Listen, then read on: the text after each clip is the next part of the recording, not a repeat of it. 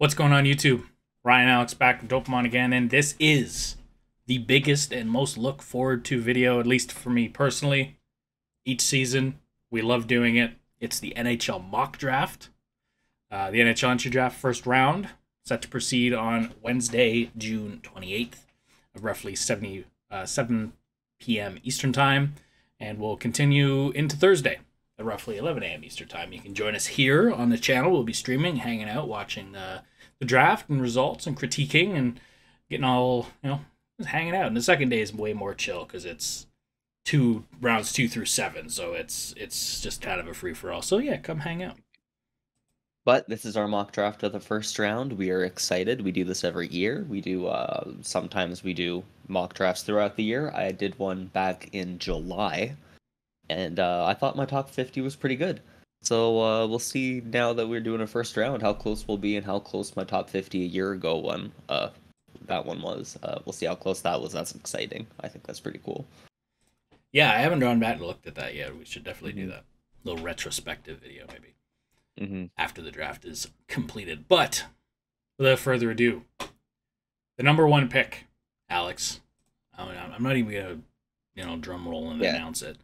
We both know. Everyone in hockey knows. It's Connor Bedard. 57 games played in the regular season for the WHL Regina Pats. 71 goals, 72 assists, 143 points. That's more than 2 points a game. He had 20 points in 7 playoff games, and he had 23 points in 7 games for Team Canada at the World Juniors. He's the next superstar. He's as well-rounded as they come for number one. Passing on Connor Bedard, I almost said McDavid. Connor Bedard would be a fireable offense as a general manager. Yep, bona fide number one center. It's a little bit on the smaller side, but doesn't let that affect his game at all. He can shoot and score from everywhere. He's got the speed, he's got the skill, he's got the vision. He sees the game so well. He's clearly going to be the generational talent of the future. Who's going to compete against him as the next generational talent, we'll see, but it's obvious that he is going to be it. And that Chicago has, the number one center. Their rebuild is now over. Yeah. Falls into their lap there. That's awesome. And I think we have number 2 is the same as well, so I'll just reveal that again at the same time. We have, and I think it's pretty consensus amongst hockey people, is Adam Fantilli. Well, he's Canadian, but he is not playing in Canada. He's playing in the NCAA, and damn, is he scoring. Wow. He is killing it with the University of Michigan. 30 goals, 35 assists for 65 points in 36 games. That's almost 2 a game. He played for Canada at the World Juniors and killed it. He's a bona fide number 1 overall pick if Bedard wasn't here. Yes. You go back a few drafts, you look at the other ones, you could absolutely argue that he should be a number 1 pick in a lot of years. But behind a generational talent like Bedard, I think he gets often overshadowed. He's incredibly gifted with the puck. I think his speed with the puck, his decision-making with the puck is almost unparalleled. I think it's a much closer gap than people think between Bedard and Fantilli, but just because Bedard has been so hyped. He's absolutely going to be, a star number 1 center, so let's not sleep on him.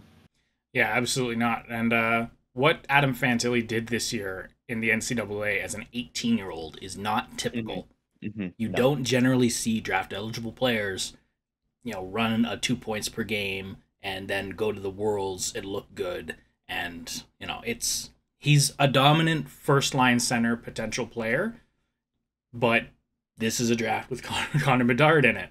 So, it's going to be interesting to see, the dynamic between these two players going forward. Kind of a, Mick Eichel kind of vibe from a few years ago where Eichel is still very, very good, but seen, as a way lesser player because he's in the same draft as Connor McDavid. But Jack Eichel is and will forever have that held against him. Will forever be in the same boat as those two guys, and Fantilli's going to have to deal with that too. Number 3. We agree again. Yeah, this is a strange year for us. Before we keep going, we agreed a lot, and we don't generally. But our mock drafts, especially in the top 10, are very similar. It starts to diverge pretty rapidly after that. But in the top 10, we had very similar thoughts here. Columbus, we both had for Leo Carlsson. And I think this is pretty much standard 1, 2, 3 across board. You might see a odd person sneak someone else in here, but Leo Carlsson is your number 3 player. The regular season for Obro and the SHL this year, he had 25 points in 44 games. But as an 18-year-old, this is a professional league. In the Worlds this season, he did play for Sweden at the World Hockey Championships, had 5 points in 8 games.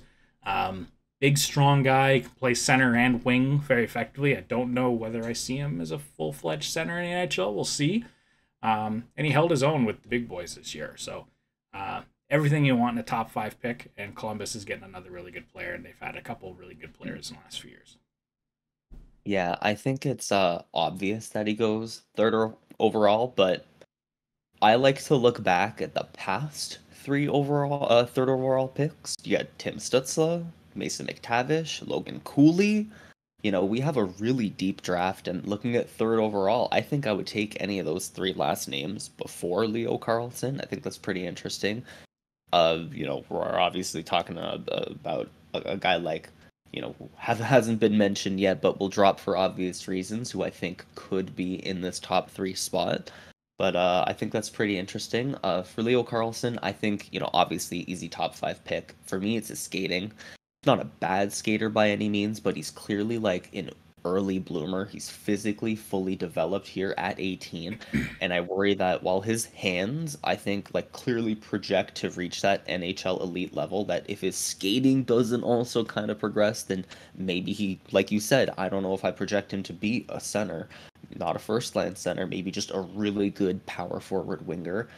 Personally, when I watch him, I see Jamie Benn written all over him, which as like his top potential. I think, that's like, well, that's not a bad thing. That's great, but I think there's still kind of like a risk there.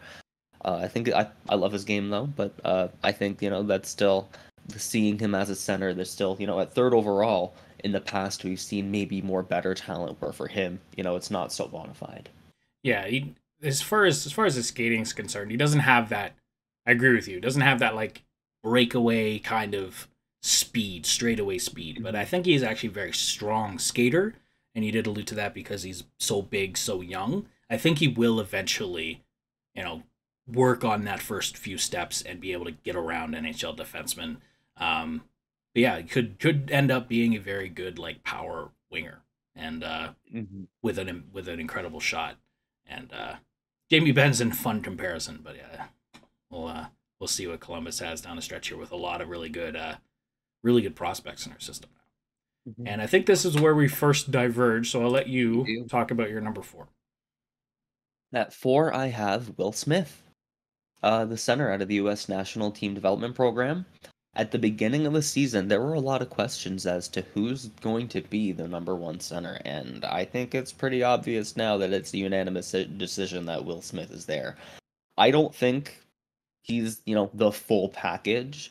Yeah, he's got some holes in his game. He's a little bit off in his pacing. He's not great in the D zone, but damn, does he have probably the most just raw, pure skill in this draft that outside the top 3. Yeah. As far as on my board, it's so there, and it's just a loose cannon ready to be fired. And at this point in the draft, you can be drafting for skill. He is just the best. I think he's pretty amazing. Is he the most dynamic, game-changing, all aspects of the 200-foot hockey game? No, but his skills are just good enough to be game-changing on their own. So I have him at 4 going to San Jose, which I think that they could use an offensive center like him. I think that they're, getting a little bit older. They're in need of a retool, and he's the guy that can really, jumpstart some energy. Yeah, San Jose needs just skill. They need to take the best player available. And I think being the center too, they have a really good, winger, William Eklund and stuff. Yeah, I think as a center, he has a really good shot. True. For me, I don't think San Jose is in a position to mess around too much. I think they're not going to be good for a while, and I think they have a chance to wait on a guy like Matvei Michkov. I have him here at 4. Matvei Michkov, for me, is the number 2 player on this board. Agreed. I think he's better than Adam Fantilli. I don't Agreed. want to say, in any one area. I think I'd rank him number 2, is what I'm saying.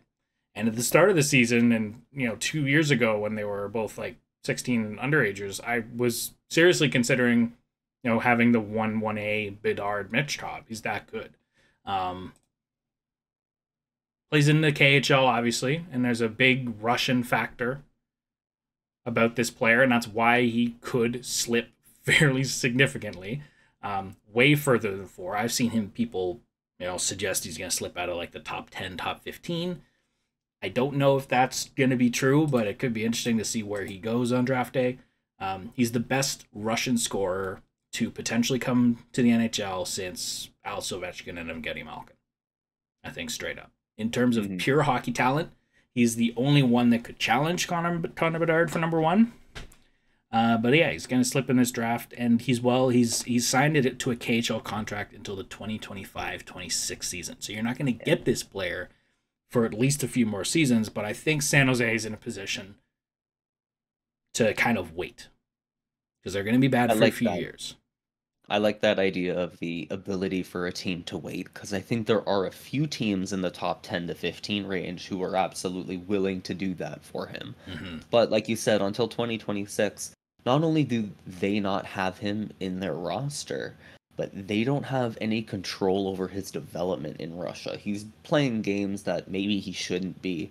Half of his scoring came against the worst 2 teams in the KHL. He's getting odd minutes that maybe he's not. When he goes back, to SKA, is he going to get the same minutes? Is he going to get the right development? And as an NHL team, you have to worry about that a little bit. And is your system able to develop a player who's maybe ahead in some ways and later in a lot of ways coming in as a 21, 22-year-old? You also have you maybe judge your development program on how well they've taken in, not just 18 teenagers, but those like maybe late bloomers and how well they've done. And I think that'll be pretty interesting wherever he does drop, wherever he does fall to, because we obviously know I don't think he's going to go second overall. No, he's not going to. But interesting thing with Michkov, and I learned fairly recently, we're a few days out from the draft. We're starting to learn, a little bit more as the days go by and as we get closer. Matvei Michkov is in North America as of today. And more importantly, so is like the majority of his family. So, and this might be a little tinfoil hatty, but what if he just doesn't go back? It's possible that he essentially defects for the time being and plays over here. Like, there would be a little bit of, Pavel Bure-esque shenanigans trying to get him out of his contract in the KHL. But I think it's still a possibility, even though it was a very, very small possibility and a little tinfoil hatty. But I just wanted to note that everyone is apparently here for his draft day. So a lot of Russians are. Yeah, a lot of Russians are. And it could be interesting to see how fast he goes back to Russia with the current climate over there. Anyway. My number 5 is your number 4, Will Smith. Will Smith had an insane season, statistically. 60 games, he had 51 goals and 127 points for the U.S. National Team Development Program, and 42 points in 20 games for the USHL. I think, personally, he's the biggest mover up my rankings from earlier this season. We didn't do a early season rankings video, but I was still keeping track of the odd player. He's now finds himself at number 5 for me when he was probably outside maybe my top 15 earlier in the season. He's one of those players that just sucks in defenders to his position. He's again pure skill, like you said, and I think Montreal would be a really cool fit for him here. And I think Montreal running Suzuki and Will Smith down the middle for 1-2 punch for the next few years would be kind of fun. Is committed to Boston College for next season, so he's not coming to the NHL quite yet, but he's could be Montreal's next center of the future, and it gives them a very good 1-2 punch up the middle. Yeah, I have Michkov going to Montreal. Obviously, I think he's the best player after Bedard. player, he just is, the goal scoring. A lot of what we see missing in his game is just him being so good, he doesn't have to use that. It's like playing on easy mode in NHL hockey, EA NHL hockey. Like, are you going to see them defending? No, obviously not, because they're always just trying to rack up the points that, like, I think, like, a lot of, there's a lot of, like, over scouting on him because he's been so hyped, because of all the attention, because of the Russia factor. And I love him. He was also on an abysmal Sochi team this season for most of the year. He's property of SKA St. Petersburg, but he was on loan in the KHL this year for 27 games for Sochi, and Sochi was 9-47-2.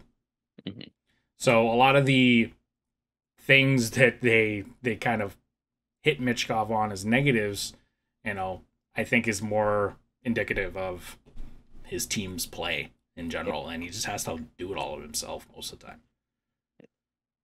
Yeah, and when you do it, it highlights just how, what you're missing, and I don't think that, a lot of it is his fault. I have him at 5. I think Montreal, a coach like Martin St. Louis would be an amazing, mentor for a smaller, skilled scorer like Michkov, and that's why I have him there. Oh my God, Michkov and Caulfield in the same team. I just thought about it. Oh no. Okay. We'll move on before I have an aneurysm. Number 6, I think we have the same guy, right? Zach Benson, the Arizona Coyotes, which I think just fits well. I don't know. Yeah, he's just a full package guy, makes an impact on every shift, and doesn't Arizona just need that? Yeah. Like 98 points in 60 games for the Winnipeg Ice in WHL. And a stacked Winnipeg Ice team, prospect-wise, with the likes of Matthew Savoy, Connor Geeky, Carson Lambeau, Zach Ostapchuk. Highly skilled winger. He's a little bit of an awkward skater. His stride is a little strange, a little janky for me, but makes it work. And placing Benson on Logan Cooley's wing in the future would make, I think, for a really, really good tandem. Benson, probably considered one of the best two-way forwards in the draft at this point. I think it kind of came out of nowhere for me. I really didn't see it coming in from last year. He had like all the tools to be, but this year it really showed that he's not just, offense. He's got everything. He's a full package guy, and I've been thoroughly impressed with his development all year. And when I'm like ranking, doing rankings for a draft, and I'm looking at a guy, if a guy hasn't improved all year but he's still just good, what does that say about his future versus a guy who's still just progressing and getting better faster, So I think with an NHL team behind him, sky's the limit for a guy like Benson, who has only gotten better from day one. Yeah, and I don't think he's coming to the NHL quite yet. I think he stays another year in the WHL, and I think his role expands because you're going to get a couple of the guys that I mentioned before aging out and turning pro. So Benson with an expanded role, more responsibility for the Winnipeg Ice could be really cool. And Number 7, Philadelphia. I think we also have the same. Do we? Yes, we do. Ryan Leonard for the Philadelphia Flyers. Okay, does he remind you of Claude Giroux? Yeah. That's like why I'm like, no way. Yeah, a little. I've had the chance to watch Giroux a lot this year, just being a Sens fan, and then I'm watching Leonard. I'm like, dude, it's kind of the same. He's got the grit, the poise, his skill gets you going. Yeah, he's fearless. He's just, kind of that fearless, typical Philadelphia Flyer mold, and that's a good comparison. Maybe doesn't have the elite playmaking ability that Giroux has yet, obviously. But very good playmaking guy, good puck skills, a player you want to have when the game is on the line. And I considered him for Montreal at 5, to be honest. But he just feels better as a Flyer. I don't know why. I think you answered why. Do you know who else didn't have Claude Giroux's fully developed playmaking skill when he was drafted? Claude Giroux. Claude Giroux. There you go. Yeah, absolutely. I just again, good pick here. Philadelphia is going to get a good player, and you can start to tell how deep this draft is becoming. The gap between Adam Fantilli and Ryan Leonard at 7 is not as crazy as between 2 and 7 have been for the last few seasons. And it's just going to keep going. We're not done yet as far as the potential, the upper end ceiling guys that we're going to see in this draft. It's going to be kind of nuts. Number 8.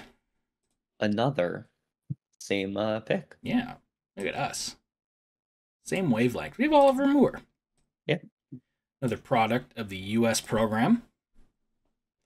Centerman, 61 games to the National Team Development Program this year, 75 points.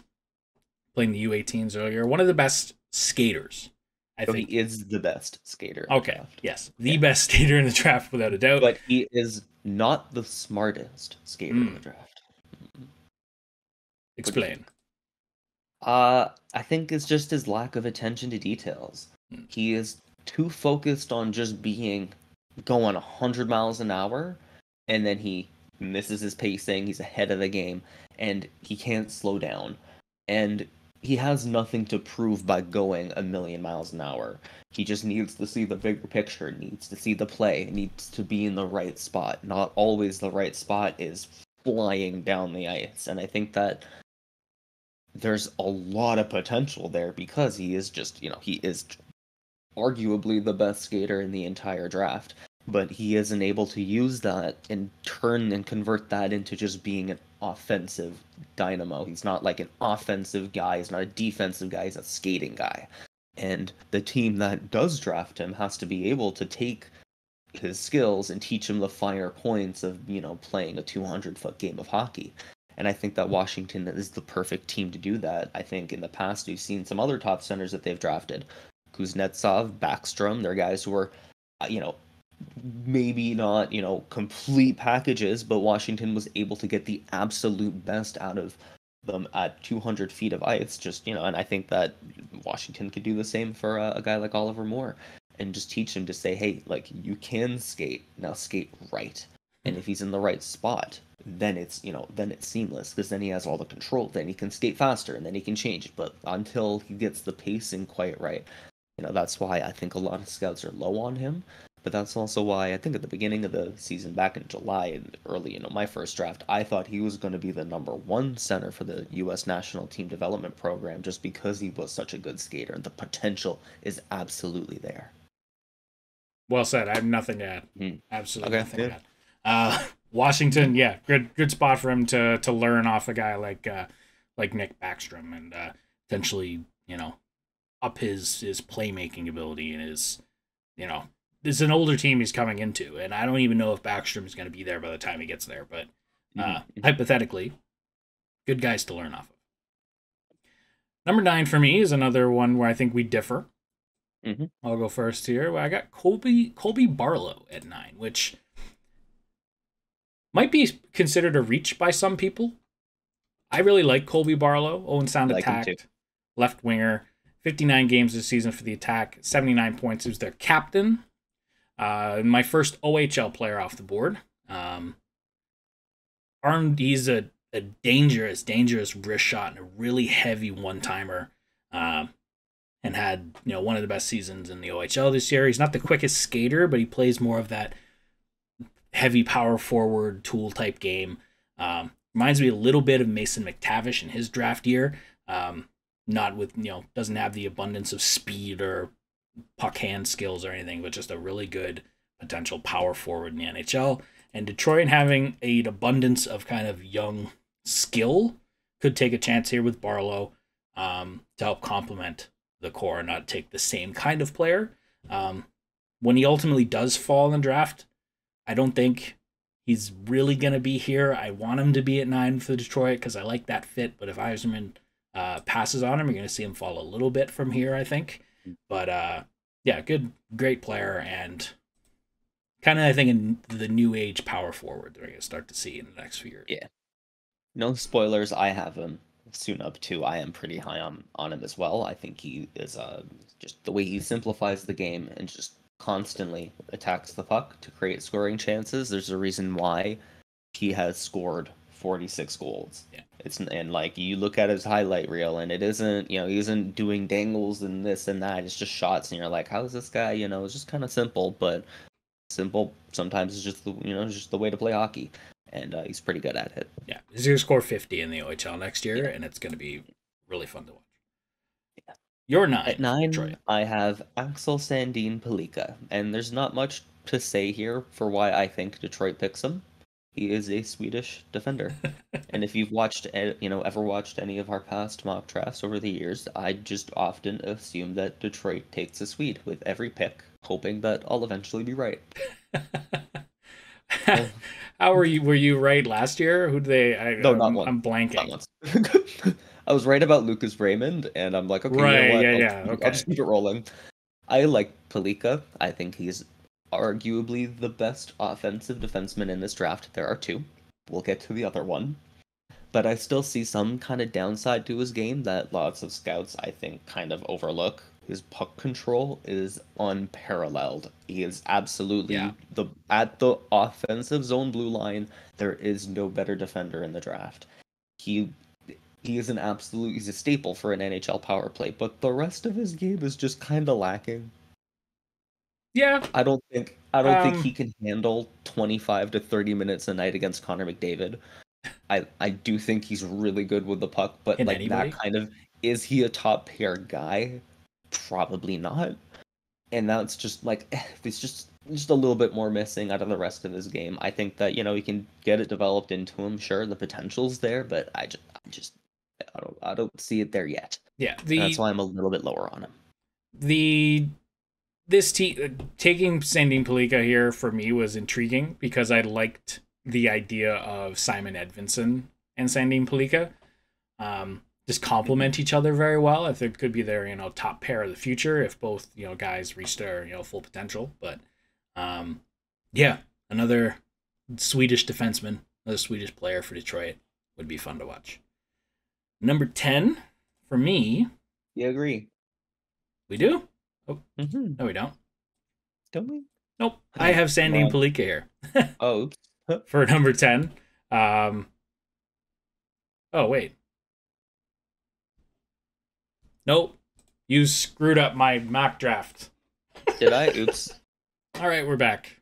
Quick fix from our graphics department here at Dopamon. Sorted this out. I looked at my notes and I'm like, oh wait, no, I don't. I do have Dalibor Dvorsky here. So we both have him going to St. Louis at number 10. Rounding out the top 10 here, Slovakia producing some really, really good hockey players over the last few seasons, and Dvorsky is the next man up. And another top center in the draft. This top 10 is very center heavy. Another good goal scorer with a great shot that could have threatened the top 5 if he had a really good season overseas. Didn't have an amazing... it's been an up and down year for him, right? But he has so much upside. That's where, because on one hand, you have the player at the international level who just thrived among his peers at both the U18 and the World Juniors. And on one hand, you have the player at the Allsvenskan level who just kind of struggled to handle the daily ins and outs of a pro season. Yeah. And it's clear he's got all those skills, but putting it all together consistently has been an issue.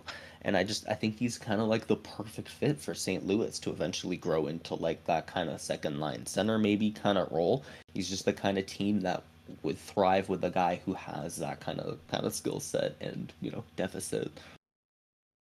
Yeah, and a team that is kind of rebuilding on the fly. There's rumors that they're making a crazy swap with Philadelphia here in the next couple days. So the team could still be fairly good. Pretty quickly, and then they add Dalibor Dvorsky in on that not too long later. But fixing the graphics here now, I do have Axel Sandin-Pellikka at 11 to Vancouver. First defenseman off the board for me. Agree with everything you said. Very fluid, quick skater. He's got really good edge work on the blue lines. He's able to make that turn on a dime, and make those little micro adjustments really quickly in his skating. He's very patient with the puck, which I like, and could be a good power play quarterback.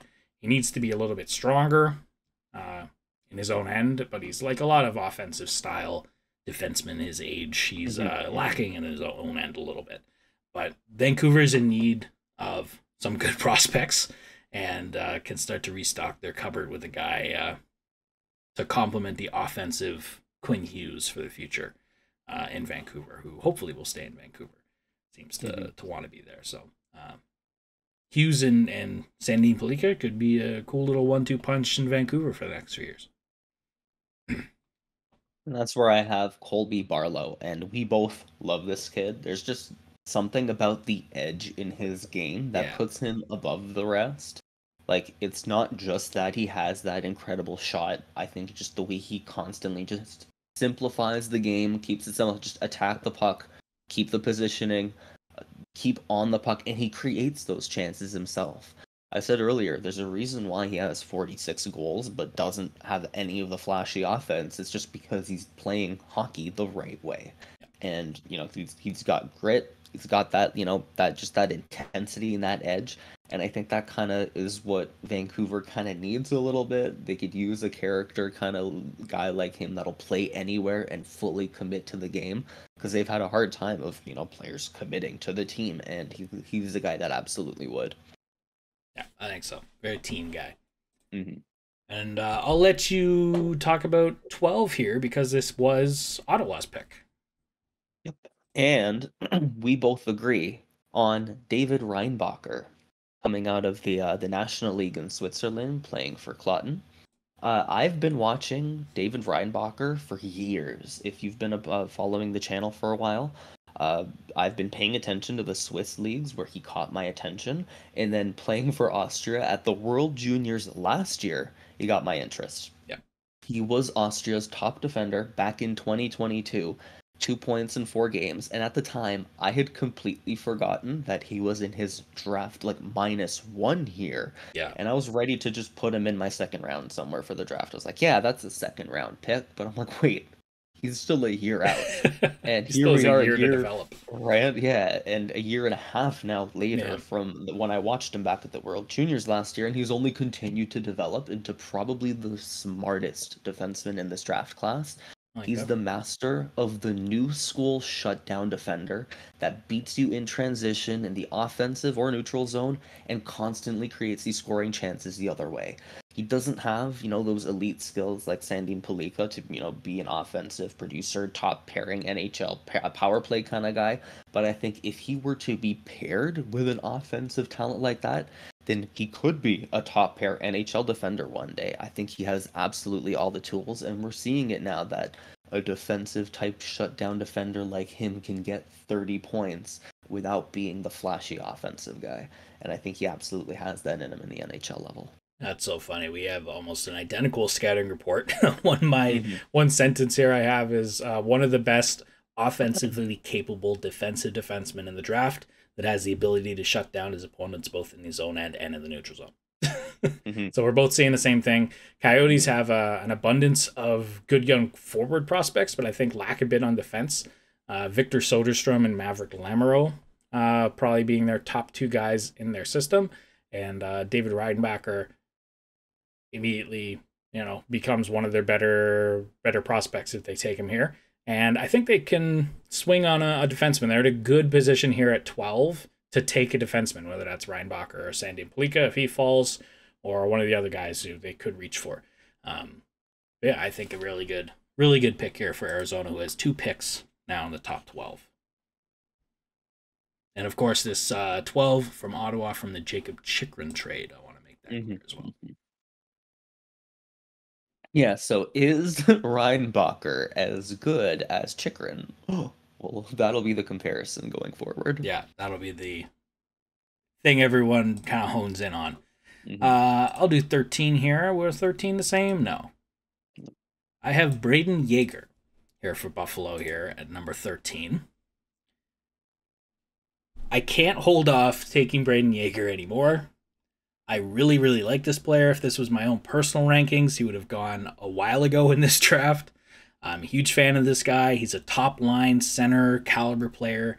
He could have gone, honestly, in the top 5 in my draft. That's how high I am on this guy. First thing that stands out to me about him is his shooting and is just his ability to score goals. He's one of the best shots in the draft, and I think could be a solid 30-plus goal a year guy in the NHL in his career. Very good skating ability, an underrated play away from the puck as well. If he adds some strength in the next couple of years, he could be a very, very good center or winger in the NHL. The thing he needed for me at the start of the season, if there was one thing I wanted him to work on, was his playmaking ability. And he had 50 assists in 67 games this year. Honestly, took a little bit off of his goal production to work on his overall team play and his playmaking. And he made some strides in his game. And he's going to tear up the WHL next season for the Moose Jaw Warriors. Buffalo, again, getting another really, really good player. And they're starting to look really stacked in the prospect pool. They're either going to have to bring all these guys up or start trading them for assets because they have a full cupboard here now, prospects. Now, I'll admit I'm not as huge on Braden Yeager. Now, I think that his stats can be deceiving. Yet, you see, he scored more goals last year, but, he put up more assists this year. He's working on his passing. Yeah. But if you watch him, it's because he's choosing to pass more, but he's also not making the best passing decisions. The actual, if you see his passes from the beginning to the end, I see him choosing to do so more, but I don't think that the actual quality of his passes has improved. And I feel like, he can score, he can shoot, but the outside part of it, from beginning to end, from last year coming in, I feel like he's impressed me the least with his development. I still think everything's there. He absolutely has that elite potential in regards to his skills, but his shooting can't be passed on. But I feel like if he's not progressing as much as I want him to, I can't justify him taking him too high. I will have him later, but no spoilers. All right. We can move on. Who's your 13? I have Matthew Wood, and I like him for Buffalo for all the same kind of reasons. I think that you'd like Yeager for Buffalo. He's a scorer. He's got the skill. But there's still a little bit of things for him, that he needs to work on. I know we use the term Mark Stone type a lot, but Matthew Wood really is, in my opinion, the definition of it for this year's draft. He's got incredible hands and puck skills. He's got a great eye for passes in the offensive zone, but his skating just is not at the level needed to be for the NHL. That being said, I've watched him only get better this season, as opposed to Braden Yeager, who I've seen maybe not take those steps that I've wanted him to. And I think that Matthew Wood, I've seen him kind of physically develop. He's gotten a little bit bigger, and I think that he still has a chance to get physically stronger and really improve on that skating. That's huge for me. I think that he's still not, he's a little bit lankier, and once he's really filling into his body, his skating is something that's just going to way improve, and obviously as a result his hands are going to get faster too. And I think that he's got a good top 6 kind of role for Buffalo kind of vibe for me. Yeah, he definitely needs to add some strength to his frame. He's got a big frame, 6'3", 190 right now. He's looks a little baby giraffe at times. The odd time he had a really good season in the NCAA this season. He had 34 points in 35 games, and he had 13 points in 7 games for Team Canada, the U18s. He could take a big step next year, continuing in the NCAA. He had an incredible point production season last season in the BCHL, is where he came from. He had 45 goals, 40 assists in 46 games. So the offense is there, and I think he could absolutely, add some really good skill to Buffalo's lineup in the next couple of years. 14 Pittsburgh for you.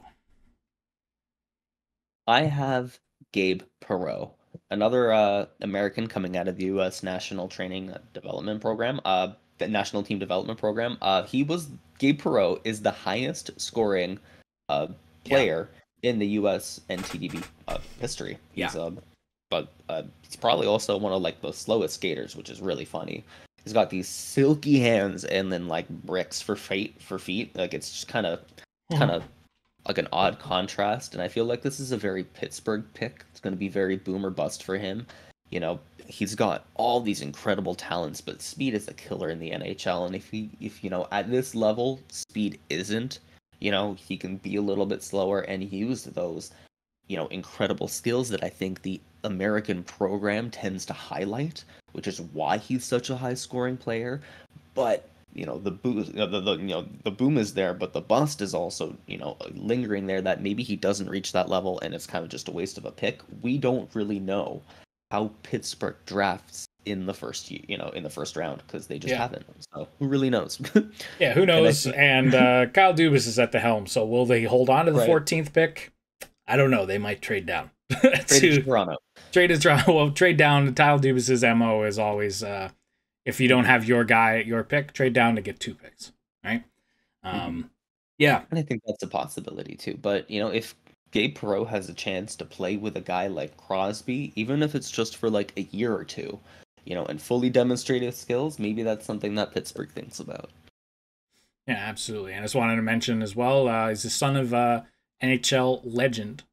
I don't know about legend, but NHL veteran Yannick Perreault. And his brother Jacob Perreault went 27th to the Anaheim Ducks in our first ever mock draft in 2020. So fun there. But yeah, most points in one season for the National Team Development Program is not held by Austin Matthews or Jack Hughes or Cole Caulfield or Logan Cooley. It's Gabe Perreault. So that's fun. Kind of the offensive version of his father. For me, at 14, I have Dubas picking Edward. And I always screw it up. It's Chalet. Not Saleh. Chalet. 14 points in 43 games for the Czech team. This season, he also had 10 points in 11 games in U20 international all season. 29 points in 29 games this season internationally. Kind of gives you a better idea of points production-wise what this kid, you know, could do amongst his own level and own age group. It's hard sometimes to just look at points for guys in Europe because they're playing with men, and 18-year-olds are generally a step behind in pro leagues out there. But he held his own. He's a great offensive weapon on the wing. This is our first like genuine winger, or maybe not, but our first genuine winger in this range, and can take over the game offensively, and plays a very intelligent game, and I think just a very Dubas pick. He's very smart. He's very skilled. He's not too small. The Dubas haters are like, oh, that means he's 5'6". No, he's 6'2", 172 pounds. He's just a very good winger with a lot of offensive ability. I think Pittsburgh just needs guys, dude. They need guys so bad. They have no prospects, and they haven't had a first-round pick in a long time, and I think this is a good way to start that train back off. Yeah, he definitely has all the tools of a top 15 pick. I'm a huge fan of all the tools he can bring, and like you said, Pittsburgh, they definitely need some talent, and he's got a lot of it. Absolutely. Number 15 for me, I have Nate Danielson, and this is a guy, honestly, could go way higher. I could see him in the top 10 for some teams. Some teams might be really, really high on him. He had 78 points, 68 games for the Brandon Wheat Kings. He was their center. He was their captain. He is a very good, dynamic skater, two-way centerman with speed and a very good hockey IQ, which a lot of teams value. And I know the term hockey IQ is kind of weird in general, but he's just smart out there. He's really, really smart. And Barry Trotz, now being the GM, putting his scouts on notice, saying, take some swings on some guys. You know, not the safe pick necessarily. This might be a guy that they take a swing on.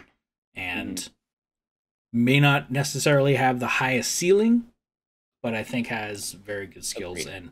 And Nashville looking to be on a pseudo rebuild path here, trading Ryan Johansson a few days ago. Right, that moves on to me. Yes, sir. At 15, I have Nashville picking Tom Willander, the 6'1" defenseman coming out of Rogel in the SHL. There aren't many top defenders this year, but Willander's one of them. And I feel like Nashville has had a knack of taking chances on defensemen and getting the best out of them.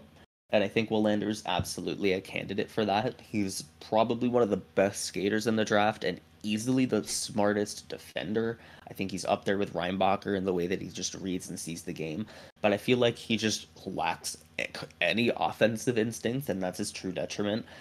He can create a lot of chances accidentally just by being a good defender, but the way he capitalizes just isn't beneficial for puck possession and stuff. And in a puck possession kind of game, I think that there's a little bit that has to be developed into him. Otherwise, I think he can go maybe a little bit higher even. I really think he's a pretty good defenseman.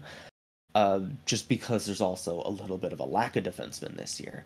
I think that his commitment now to Boston University is a really good chance for him to get that development. We've all seen that Lane Hudson in Boston University, how his offensive production was, I think, is the highest out of any defender in NCAA history. Yeah, he broke records. And if they can even teach Willander a drop of that, he'll become a much better prospect. Yeah, Nashville is a defenseman factory, so that's a good spot for him to go, I think, for any defenseman to go.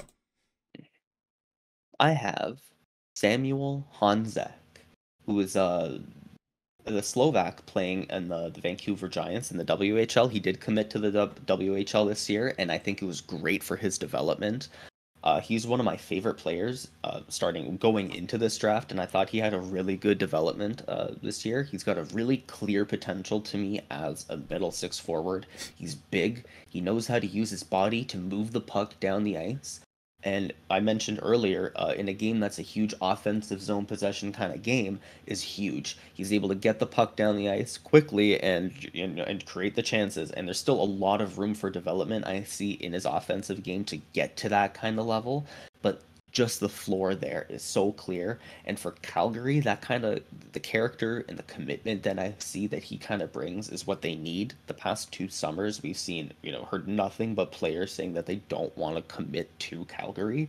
And Honzek's the kind of guy that commits 110% to every single shift. And I feel like he'll just be a good fit for the team's middle six going forward.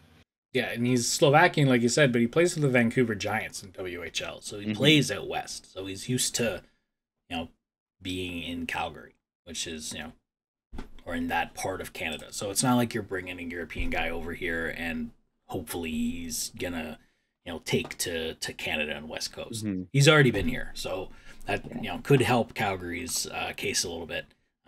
For trying There's a style of play. Right, there's a style of play that North American hockey just is a little bit different than the hockey in Europe, and he has transitioned very well, and he's bringing his skills, and he is getting better. And I even said back in my mock draft in July, he's the guy I got my eye on because let's see how he transitions, and he did, and that's huge. And I think that gives him an edge on a lot of other Europeans. Fair. For 16, I have them taking Andrew Crystal. I'm going to take Andrew Crystal off the board here for me. Kelowna Rockets, left winger, 95 points in 54 games this year. Has all the skill in the world, but he's very light and, I want to say small because he's 5'10", but he just plays a little smaller than he should. He needs to get stronger on the puck. But I think you're taking a guy who could be very, very good. You're drafting for potential here. He's a very deceptive puck handler, sneaky release on a little bit of an underpowered shot. He's not going to overpower you with his shooting, but it's pretty sneaky.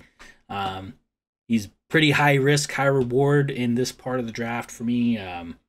But I think again, the Flames have gone to the WHL a bunch of times. You have them here in Honzek in the last couple of years, but I have them here taking Andrew Crystal. Number 17 for me, Detroit's second pick. in this draft. I have them taking Matthew Wood. And this is the Hronek trade from the Horvat trade. So this pick has bounced around a couple times for different teams and landed in Detroit. 34 points in 35 games in the NCAA, like we said before when you took him for Buffalo. He started the year as the youngest player in the NCAA. Mm-hmm. And he almost put up a point per game. And that tells you a lot about this kid. And I think Detroit can use that 17th pick and they're second in this round and try to sneak this player away if he drops at all at this point in the draft. And yeah, I agree with everything you said before. He's a great player. Detroit's going to have a pretty full cupboard at the end of this draft because they have a lot in round 2 as well. They have 3 picks in a row in the second round, so they're going to get a lot of talent in this draft. And for me, I have them picking Otto Stenberg, of course, another Swede for Detroit. I got my first look at Stenberg at the Hlinka Gretzky Cup, where he absolutely just blew me away with his poise. Leo Carlsson, who we both have at 3, was not on that team. And with this being a little bit of a weaker year for Swedish for prospects, it just kind of left Stenberg being a one-man army for his team, and he absolutely rose to the occasion. He's the full package of skill, speed, determination. He'll beat you with the skating, passing, shooting. He's just got everything, but he is missing that elite offensive edge that I think many considered in the first round do have. So the ceiling on where he is, is a big question mark, but I think scouts are sleeping on how high, his floor could be. Yeah. For Detroit, I've said before, I'll just, randomly have him take a Swede, and that's, I think he'd be a great fit as well to kind of round out their middle six, down the middle for their future. Yeah, I like that for Detroit. And again, taking the Swede is really funny. Yeah, just a solid option for a team looking for a skilled top 6 forward. And right? They really do need stability at center. They have a lot of good wingers that I feel like aren't bound cohesively. They're just kind of out there doing their own thing. And I think that Stenberg could really kind of unite a line as a center. I like that. Mm-hmm. Winnipeg Jets pick at 18. I have Winnipeg selecting Braden Yeager. There is no question that Yeager has one of the best shots in the draft, but the rest of his game, for me, like I said earlier, just hasn't improved much from last year, and that's a huge red flag for me. I said his stats can be kind of deceiving. I think he, because he scored more last year, he scored less this year. It's because he's choosing to pass, but I also think that he's missing out on a lot of opportunities at the same time where maybe he should have taken the shot and he chose to pass and it didn't go through. He's kind of forcing passes. His decision making and the quality of those passes, I don't see his playmaking ability itself having improved. And I feel like just outside of his shooting, everything else is lacking. But because his shooting is so good, you just can't sleep on that. It's the NHL. Goals are everything. And I feel like a team like Winnipeg, they've got some killer shooters like Kyle Connor. They've done well with a guy like Patrick Laine. And I think that Braden Yeager, just as a shooter in that team, would be a good fit. Yeah, it's very good. And here I have Winnipeg taking first time we've seen this on either of our boards, Callum Ritchie. Callum Ritchie, centerman, Oshawa Generals in the OHL. 6'2", 187. He had 59 points in 59 games. He's a great combo, size and skill at center ice position. And I think if you had told me if Callum Ritchie was going to be 18 on my mock draft at the start of the year, I would have thought he must have had a terrible season. But that's not the case. It's more like everyone else has kind of closed the gap at this part of the draft, which is just a testament to the strength of this year's class. Like I said, Ritchie here is being taken at 18. I think he's a pretty safe pick here at 18. He does everything well and isn't super flashy. And I think that's a guy that Winnipeg can take here as kind of a safer pick at 18, being a little bit crazy in their players right now. A little bit in flux. Pardon? I have them taking, by contrast, somebody a little bit more high risk, high reward, for instance. And you're like, no, pick a safer pick. Now. It's not the time to mess around in Winnipeg, in my opinion. So I have them taking Callum Ritchie here. For Chicago, their second pick, after taking a pretty good player, I think, earlier in the draft. Connor Bedard. I have them taking Dmitry Simashev here. And if they can get away with this, Alex, taking Dmitry Simashev and Connor McDavid. Bedard. Oh my God, I'm going to do that constantly. That's not going to... I'm going to do that for at least the next 20 years, yeah. He's 18 years old, he's 6'4", and he should not be able to skate the way that he does. It's kind of freaky. I don't know, his production doesn't jump off the page, but for an 18-year-old defenseman in the Russian system, it's not that bad, as you know. Projects, I think, to be a very, very good NHL defenseman, in my opinion, based on his skating, his physicality, his defensive ability, and Chicago already taking the franchise star in Bedard. Why not swing for the fences here and take Simashev, and you could end up with like the best forward and the best D in the draft. Exactly. Based on just what he could be. And I don't know. I like that. I like that for Chicago.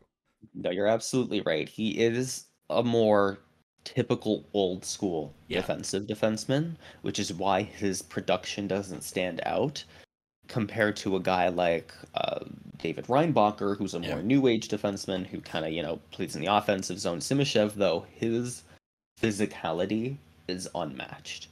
That he is at 6'4", like you said, he can move like nobody else at that size, and his ability to just do that, and you can mold that to do so much, and that regardless of if his play style doesn't really match, you can absolutely develop that into him. He's such a smart guy. He is my top-rated defenseman in this draft. I personally, if I'm doing rankings, he's in the 5 to 10 range for me. Yep.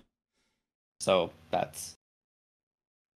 Yeah, the Russian factor will scare off some teams. I wouldn't be surprised if he drops even further than this, because he's not super flashy.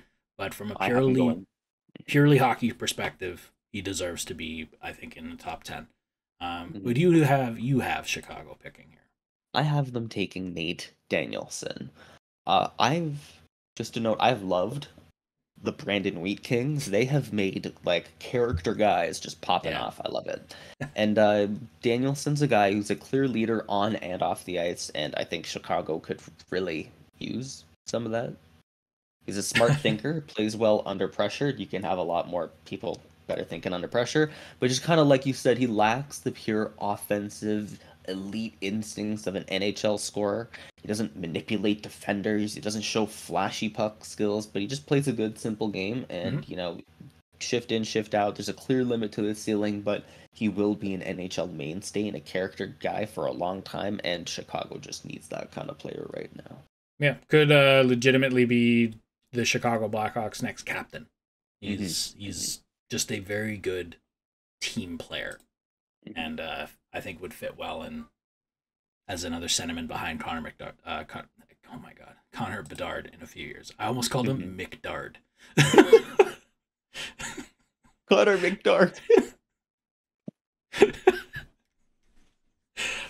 If you want to rewind that back, I almost called anyway. Seattle, Alex. I have them taking Andrew Crystal.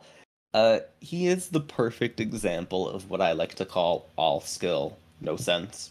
He's plagued by his own mental limitations, not physical ones. As far as skills go, he might have the best hands in the entire draft, but both on and off the ice, he'll just drive himself into a corner with no escape. Sometimes he'll, on the ice, he's just he'll go into the corner, just he's making a dumb decision. What are you doing? Then he'll get himself into a rut and just spend 10 games playing playing awful. And that's just the kind of stuff that he has to get over. In the offensive zone, he's taking low percentage chances over simple passes to teammates that are open. In the defensive zone, he just lacks commitment. As a skater, he's just kind of average, and then coupled with his poor decision making, it makes him kind of look out of place at times. But he has all the skills to be a top line winger, in my opinion. On a team, if he can overcome that kind of mental block, if he can get that kind of game into him. And for Seattle, I think he's the perfect kind of high risk, high reward pet project prospect that they could use, and like they need a few more prospects in their in their pool to be competitive for a long time, and I think he's one that they should take a chance on. Yeah, I like that for Seattle. I have Seattle going a little bit of kind of the opposite direction. You have here is I have them taking Otto Stenberg.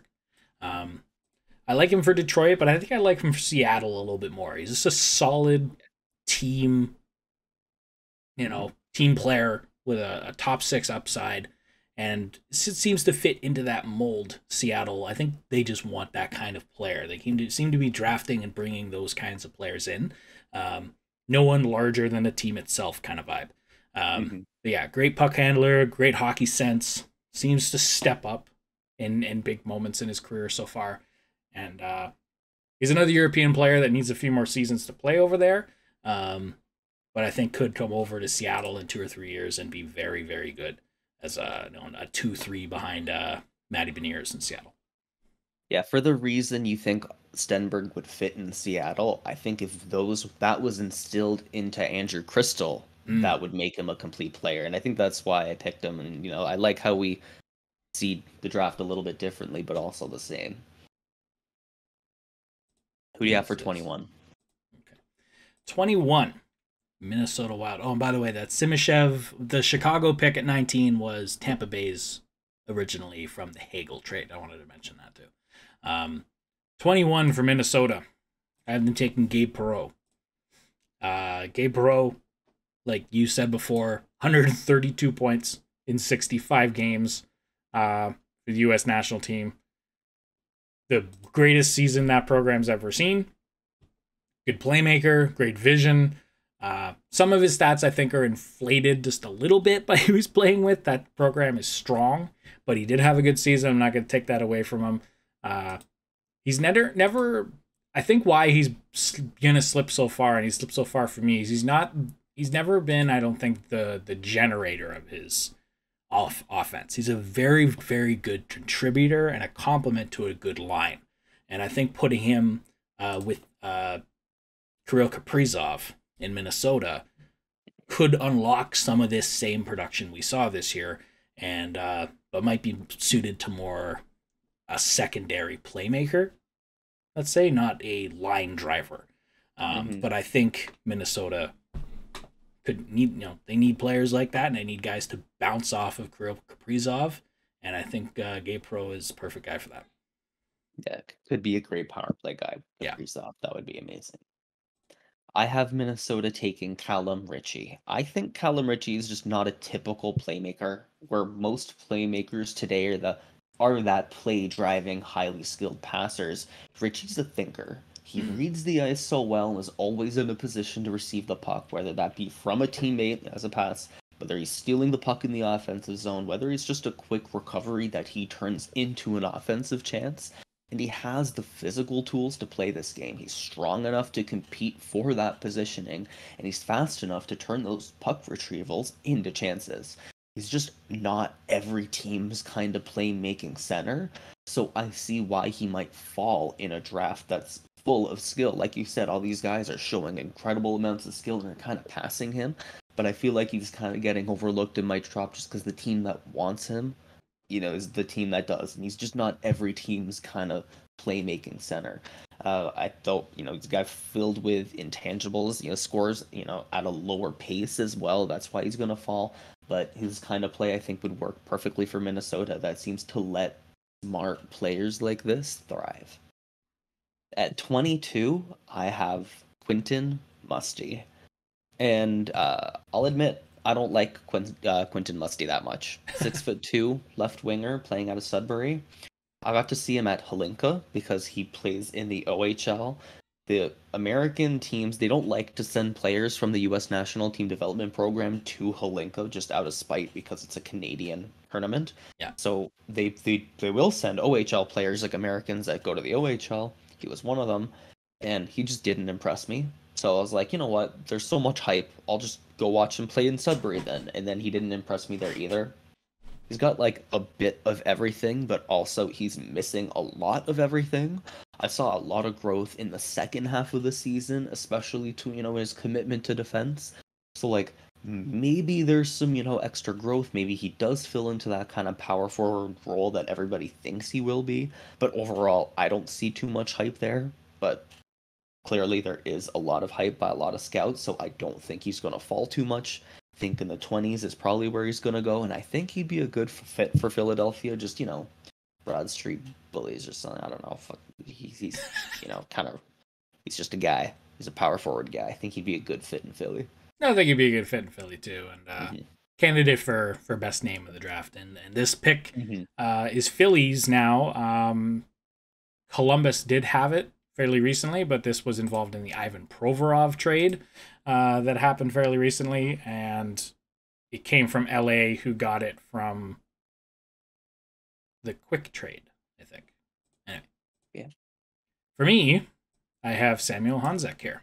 I think fits really well into Philly, and I think just another determined centerman who plays hard for the Flyers would be really, really good for this class. One of the more, I think at this part of the draft in the 20s, one of the more NHL ready guys, I would say. Can I say that? I don't know. He won't play in the NHL, but he could. I think he could absolutely play in the NHL if Philly was like desperate for guys. He's physically ready. Yeah, physically. Yeah, okay. We'll say that. Physically ready. Could very well see a team taking him into early to mid-teens like you did because of the strength of this class. I've kicked them down the draft a little bit, but at this point at 22, we're talking out of our asses at this point. No one really knows. The range is pretty big, so I could see him going at 12, or I can see him going at 26. We'll see, but I have him here in Philadelphia because I just like that fit.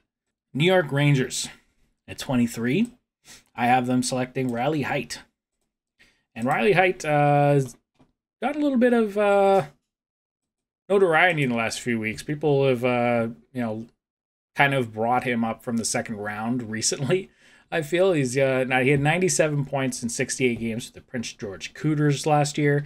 I think he's got a very high ceiling and had a good season in the WHL. He's got good speed. He drove play on a decent Prince George team. The Rangers could use more prospects up the middle. A lot of their current guys have more of an upside on the wing. So they'll add to their center depth there. He's an agile skater with good creativity in the offensive zone and really good hands. I think a perfect kind of player to take here in the 20s.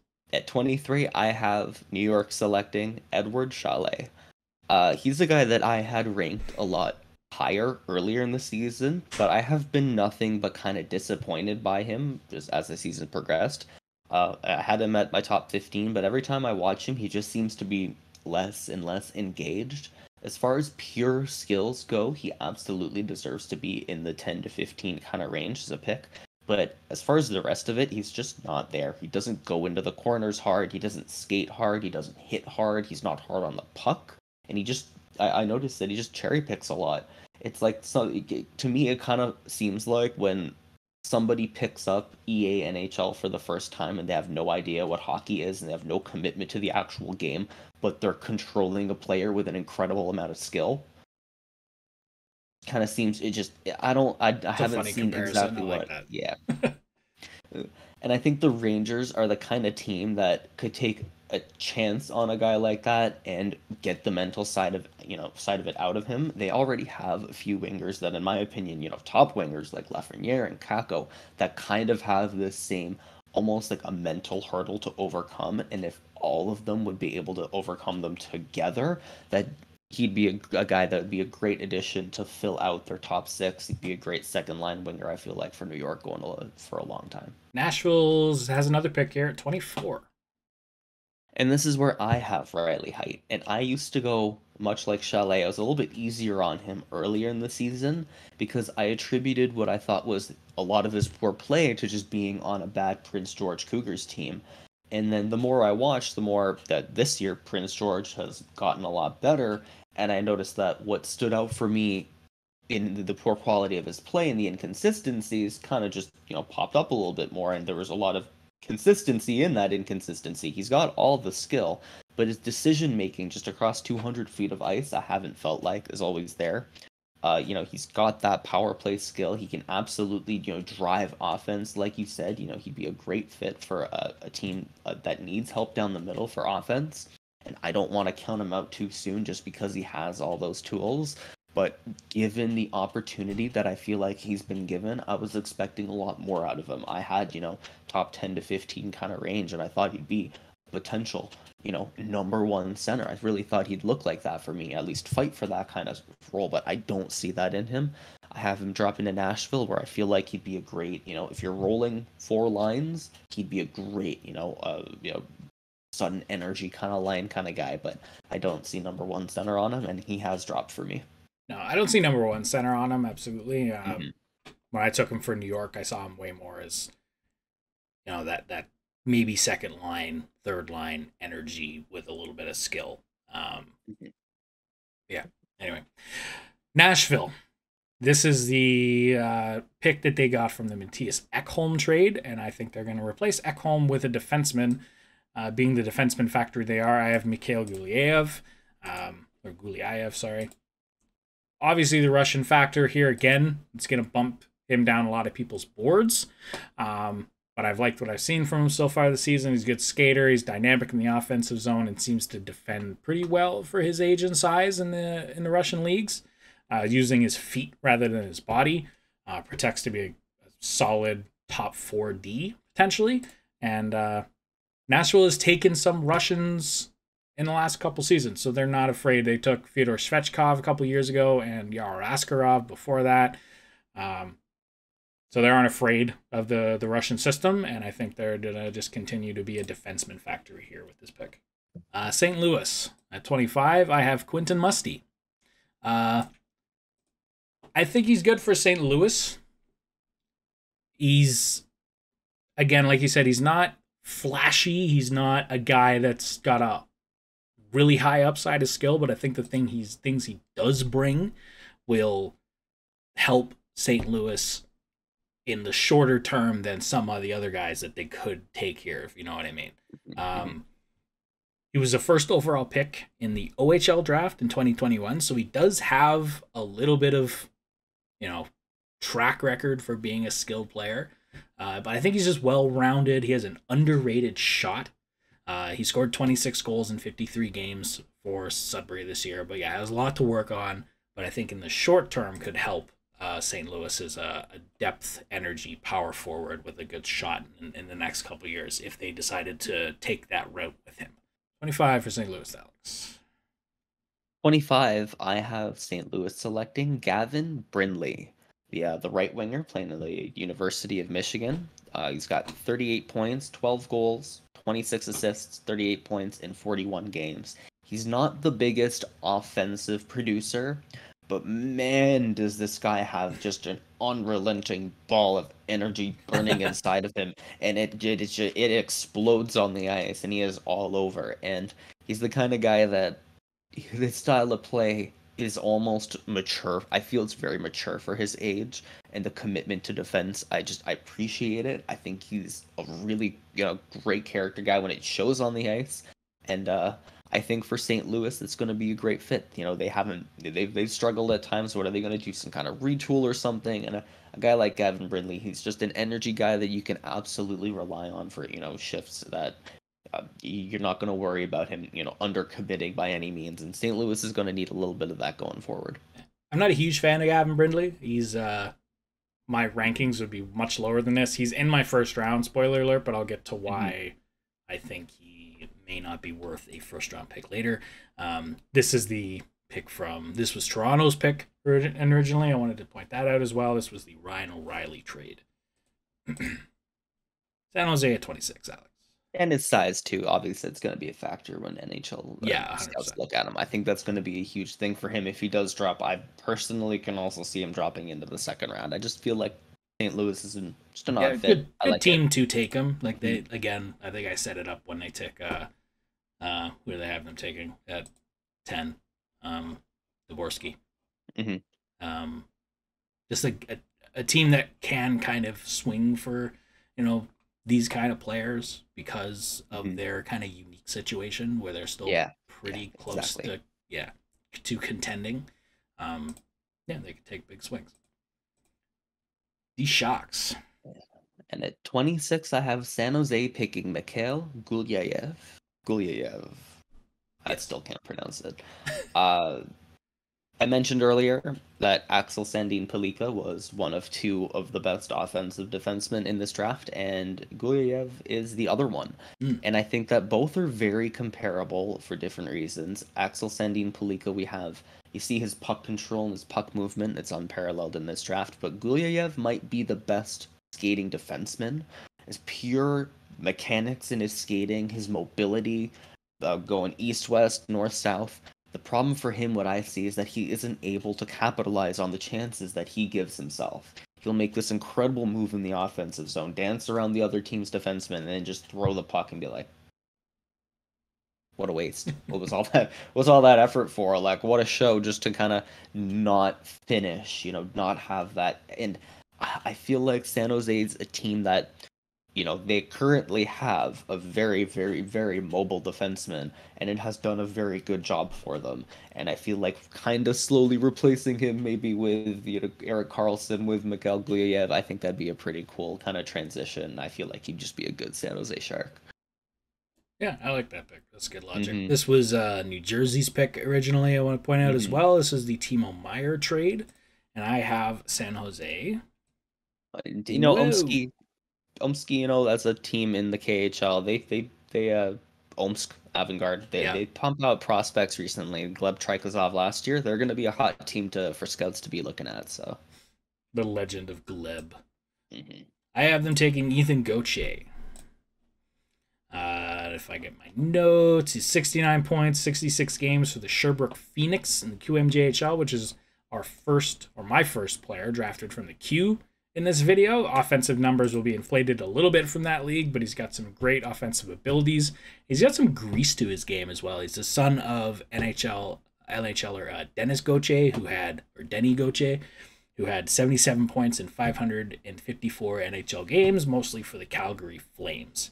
NHL lineage here. Canadian right winger, 5'11". I think he's got a good mix of skills that San Jose could use at this point in the draft after taking a really high upside player earlier, Leo Carlsson. And 27 here, I alluded to it earlier, this is where I took Gavin Brindley. I took him for Colorado. University of Michigan, he's 5'9", 157. He's got 38 points in 41 games this season for the NCAA University of Michigan team. He's on the smaller side. He makes up for that with a motor that does not stop running, like you said. And he's got a decent defensive game. He's got okay offensive upside, but isn't going to blow you away. He seems like a guy who will play NHL minutes, but might be restricted based on his size and offensive limitations for me. And you don't take a guy like that in the first round. Maybe even in the first 2 rounds in a draft as deep as this. The consensus is, though, that this is a first-round pick. And, I'll take him here. Colorado could be a good team to kind of unlock some of that offensive potential with some really good players around him. But yeah, I think you can find guys like this pretty regularly in the NHL. And once he makes that jump to pro, I think it's going to hit him a little bit. But I could be wrong. He's got a lot of upside. He could be that top line or top 6 right winger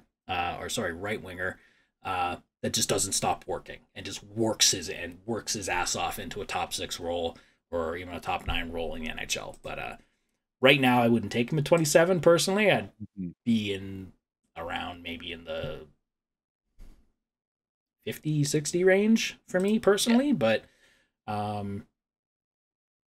like him here for Colorado was a guy that they could take to, kind of be an energy guy for them.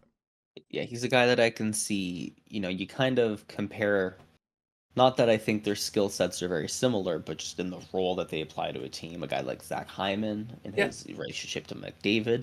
A guy like Brindley, I feel like will complement a star forward so well that it's, you know, obviously he also played the NCAA level, and, you know, while he wasn't a scoring guy, he was able to do that. And I feel like they see, you know, the scouts looking at him, and why a lot seem to be a lot higher touted on him and not a third, fourth round kind of guy is because there's just a quality about him in the way that he elevates the players around him. And I think that's worth a chance in the mid late 20s, that if you think he's your guy and you genuinely think he can elevate your team, then you got to take the chance on it.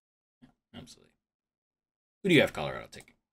I have Colorado taking Grayson Sawshin out of the WHL, plays for the Seattle Thunderbirds. 5'11", he's a center, plays a very simple kind of game, straightforward north-south. I think that this is more about, I always struggle when picking for Colorado. I think Sawshin's just fine. I think you know, I expected a little bit more production out of him.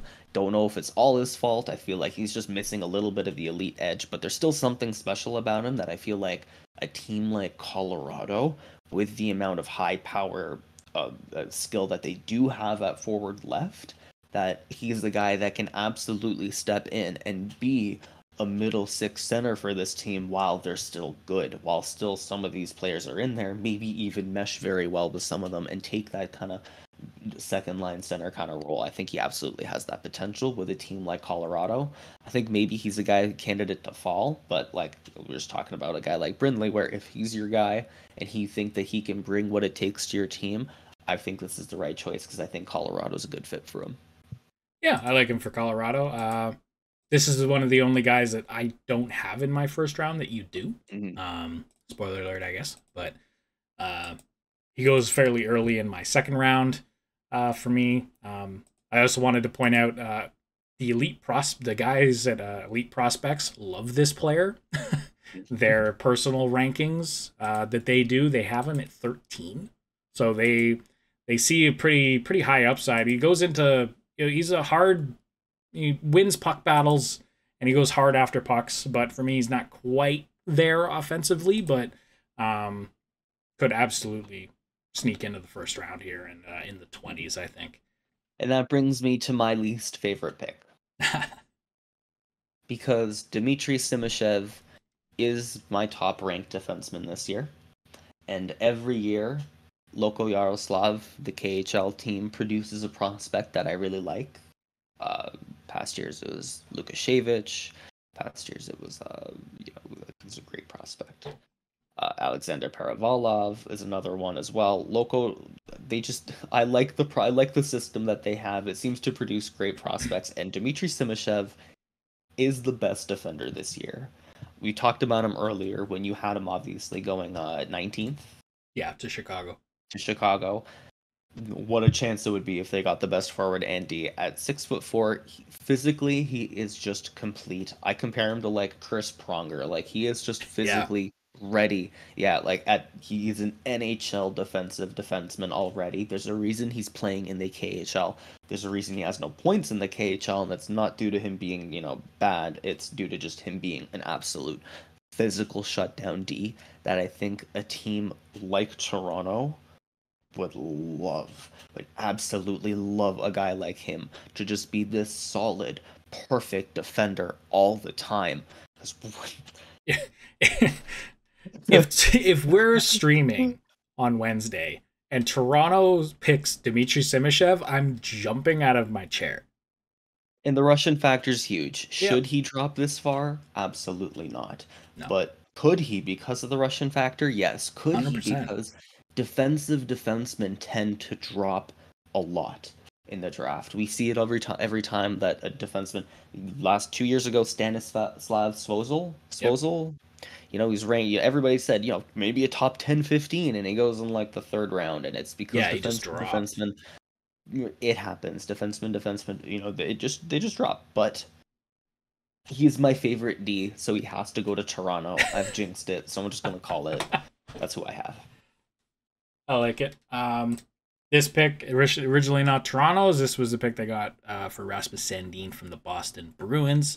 I have them going in a similar direction. I have them picking Tom Willander, and this might be one of the biggest gaps in between me and you. You had Willander going quite a while ago. 15. I think 15. Where the hell are my notes? There they are. 25 points. There are not a lot of D in this draft. No, they're not. But I think Toronto can take one of them here. I think one of them will fall to Toronto, and I think they'll end up going with a defenseman. Skating and defense is Willander's strength here. He's got a great motor. He's always engaged defensively, brings some physicality, and I think Toronto needs a guy like that. Toronto media will love to make fun of the new Ander in Toronto because I know this city and its coverage of players, so they'll freak out about it, being the next William Nylander, but he's very, very not that player. Aside from the fact that he's a defenseman, but I think he's exactly what the Leafs should be looking for in this part of the draft. Do I think he's going to fall this far? No.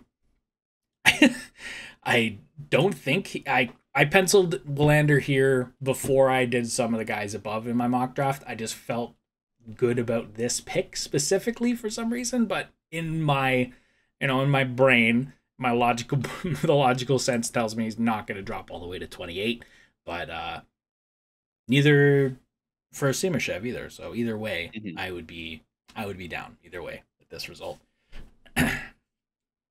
29, St. Louis Blues with their third first round pick. I have them taking Kasper Halttunen. This was a prospect or a pick that's bounced around a little bit. It was from the Tarasenko trade from New York, but it was originally Dallas's from the Niels Lundqvist trade earlier in the season. Kasper Halttunen, 6'3", 207 pounds. He had 1 point in 27 games in the Liga Pro League this year, but he had 24 points in 18 games for the U20 League. So he's a bit on the younger side of this draft. He's one of the younger players. He played much, much better in the U20 Finnish League than Liga, largely due to his usage. He had 27 games, but he barely played. This is like one of those, guys you see in the KHL where they're extra skater and they play one shift. It's kind of how he was used at Liga this year. Hopefully next year with an expanded role, he puts up more points. Big body forward, most likely a winger in the NHL. I know he does play some center over there. He's a strong power forward with some good skill, and I think fits into that St. Louis Blues mold for forwards that they have going on. And I think underrated defensively too. I've seen some good plays of him making some good plays out of his zone. The small area passes and stuff like that. So I'll take Kasper Halttunen here, 29. And I will say, just because we both have Dalibor Dvorsky going to St. Louis, I had the same kind of idea, but I was like, you know what? I don't think they'll pick another kind of similar type of center. Fair enough. Though I think that you're right that both are the St. Louis type that, hey, maybe they do. And maybe one of them hits and the other doesn't, right? So who knows? But they're definitely both St. Louis type of players, and that's just why I didn't. But another time where, we have a very similar draft outlook, but a very different one at 2. Yeah, maybe they take one or the other, right? They don't get Dvorsky at 10, or they let him slide and take someone more high level because they think Halttunen's going to be available at 29 or 25. Could be possible too. Who do you have St. Louis taking? I have them taking Lukas Dragashevich. He is the defenseman playing for the Tri-City Americans in the WHL, who in 68 games put up 15 goals and 60 assists. 60. A huge number. And man, can this guy pass. His vision to make a breakout pass is so clear and so great, but which is funny because he can make a pass from his own defensive zone, but he can't make a defensive play from his own defensive zone. And I have a hard time comparing him to the 2 other offensive defensemen in this draft because his defense is so bad that it's just when he's defending the rush, he tries to match skaters. He sees the play coming, but he just misses. He overshoots. He can't quite keep track of the play. And as a defenseman, you need to at least see it better And he kind of doesn't see that defensive side, which is weird because he sees the offensive side so clearly, but there's something there. And I think that St. Louis is a team that can kind of get something out of a crazy offensive defenseman like Dragicevic. It's possible that he's the candidate to fall into the second round because incomplete players like him tend to do so. But there's also just such a great breakout passer, such a great passer, such a good offensive defenseman that I think he deserves to be considered. And I think St. Louis is the team to take that chance. Yeah, with 3 picks, so why not, eh? And I agree. One of the best offensive catalyst kind of defensemen in this draft, purely from a numbers perspective. Has, I think, the most points of any defenseman in a season, any league this year. Anyway, good pick here. I like that player. And the other thing is too, right? It's tough. It's this weird balancing act of, yes, you're drafting for potential, but he's also a defenseman. But you want that player to learn defense young, but not a lot of times they don't normally learn how to play defense until like their mid-20s. Like you see a lot of times teams give up on defensive prospects because they're not all the way there yet, and then they spend 2 years at their new team and they reach that potential because it takes a while. Defense is very hard. Yeah, defense in the NHL is not easy, and I think if he can be an average defender in his own end and just move pucks forward, he could be a very big steal player in this part of the draft. Where in 10 years you're looking like, well, how did he go into the 20s? He should have been a top 10 pick kind of player, just based on his offensive ceiling and if he is able to learn a little defense. So I like this pick here for St. Louis for you. And that brings me to Carolina, where I have Daniel Butt. Another prospect out of Loko Yaroslav in the KHL. They produce prospects. I love them. But Daniel Butt is not one that I'm huge on. Physically, he is very developed. 6'5", and you do not expect a 6'5" person to be an acrobat. And he is. And he is capable of doing so, and he's so good, but and I don't want to sound mean, but he's watching him play on the ice, he seems just dumb out there sometimes. He makes bad decisions, or he underreacts to plays because he just doesn't see what's going on. I do watch a lot of the Russian league, and for him, I was expecting him to just take a huge step, and while he does, there's all the tools. He's absolutely got everything needed to play hockey and do it all right, but it just seems out of place at times, and there's times where, he could absolutely, he put up 26 points in 26 games in the MHL, that's the junior league in the Russian system. 32 points in 32 games in the Russian system during the regular season, but he absolutely had the opportunity to put up 1.5 times as much, just given the opportunities that he created for himself, but couldn't capitalize on just because he didn't see it or didn't, know where the puck was between his legs and left. Just shoot. Yeah. He's a guy you want to yell, just shoot. Just smack the puck at the net. Just get it in there. It's frustrating watching somebody 6'5" and dance and be able to do all this, not be able to do it. And that's why I think he'd be a great fit in Carolina, because they'd be able to get him to do it, or they have the incredible forward support to get the best out of him anyway. Yeah. And Carolina just feels like a Carolina pick to me. They've got a good Russian and Svechnikov before. I think they can, they're willing to take a chance on a guy like him. Yeah, you know what? I went back and forth on this pick. I didn't end up taking Daniel Butt here for my Carolina pick, but I was seriously considering it just because it feels like a Carolina pick to me as well. Could be a very good finisher, I think, in the NHL because of his size and he's got good scoring ability, but he just doesn't. I agree. He just doesn't do anything else incredibly well. And that's, like I said, just shoot. Like, that's where I see the most potential in him, is just right in front of the goalie. Yeah. The puck is right there on his stick, and he just doesn't pull the trigger. And you need to have that release, that trigger, that puck hungry to will yourself to put that in the net, even if you don't have quite the sense to do it. Like, you gotta will yourself, and he misses a little bit of that. But if he can get that, if Carolina gets this out of him, a late first-round pick to be a guy who's a top 6, winger, done. So. Yeah, 100%. Carolina seems to do that quite a bit.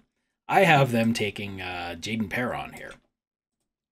Jaden Perron is smaller, 5'9", right-hand shot forward. He plays all 3 forward positions this year for the Chicago Steel, the USHL. Had 72 points in 61 games.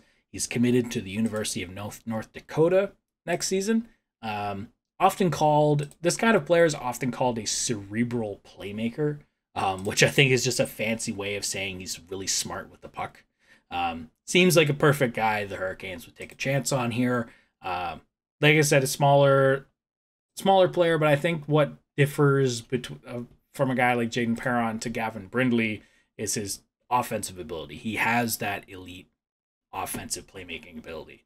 Not a great scorer, I don't think, but could be a very good playmaker in the NHL, and I think has a little bit higher upside than a guy like Gavin Brindley on the small forward kind of prospects this year. But yeah, I almost took Daniil Boot here for Carolina. That's so funny that you did. Last 2 picks here. This is where I had Daniil Boot going. It was to Montreal.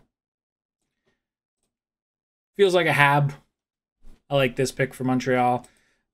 This was originally Florida's draft pick from the Ben Sherratt trade. Montreal has an abundance of good defensive prospects, and I was so close to considering another one here, but I have them go with Daniil Boot. Big winger, good shot, needs to be able to finish. The Russian issues obviously could lead to another slide, but I think he'll be a first rounder at the end of the day, and I have Montreal taking him. Who do you have? Sorry, do you not do 31, 32? Or sorry, I missed. Oops, that was my bad. Montreal, you're right. I have them taking Ethan Gauthier. Sherbrooke Phoenix out of the QMJHL. He's the first player out of the queue that I have. Yep, he was the first queue for me too. And I don't know what it is, but we've been scouting for 3+ years now, and I still don't get the QMJHL. I don't know if it's there's just something that I'm like I don't know what I'm looking at. I don't know how to what I'm doing, what I'm ranking. But every year I feel like Montreal's also had a weird, since that we've been scouting, Montreal's had a late first round pick, and I have them always taken a French player. So I have them taken Ethan Gauthier out of the queue.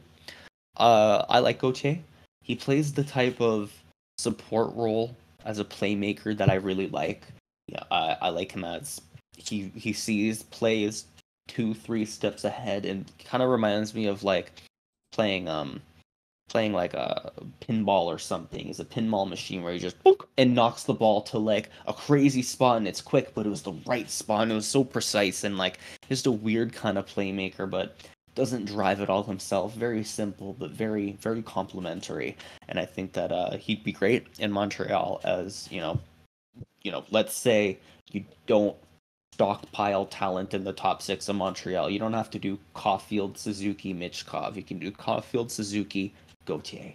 As a complimentary guy, keep Michkov on another line. Or maybe Gauthier is the guy that passes to Michkov because Michkov needs something a little bit more.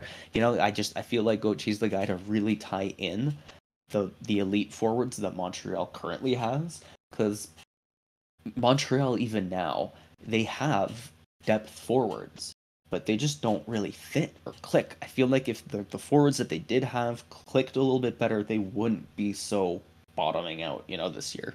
That I think there'd be a little bit more hope, and I feel like Gauthier is a guy that long term could be.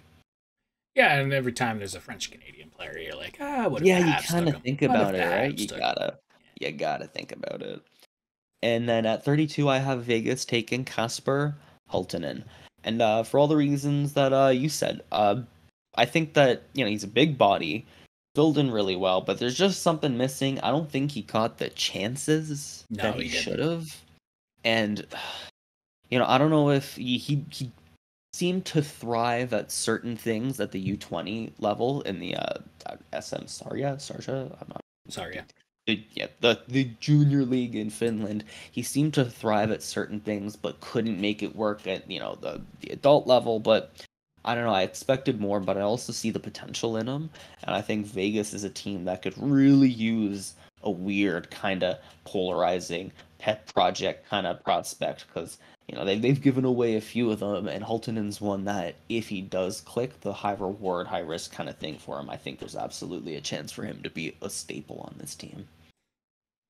Yeah, I like that pick there. Similar to St. Louis, Vegas has that kind of vibe. Yeah. Vegas here, I snuck him into my first round. I have Lukas Dragicevic. I think immediately becomes their best defensive prospect, not named Daniil Chaika. Great offensive catalyst, like I said. But his defense and his skating, I think, could leave a little bit of work. Hold him back from being like A+ prospect. If he improves those things, he could be the best defenseman taken in this draft. But that's a gigantic if, like we said before.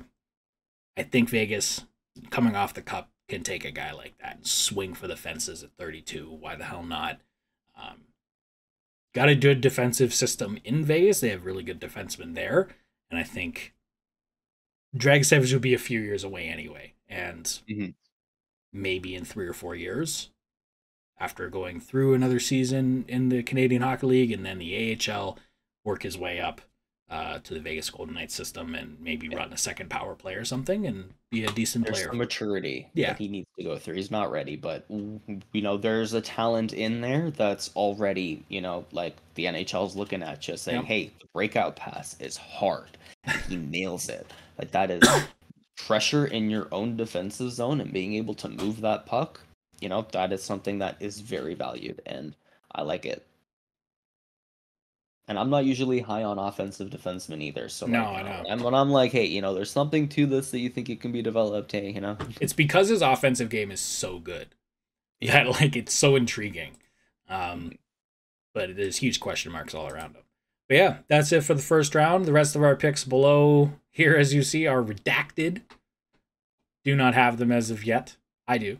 We might do a second rounder. We're not sure yet. Let us know if you guys want to see a second rounder, mock draft. Like we said, we'll be doing live streams of both day 1 and day 2 of the NHL draft this year.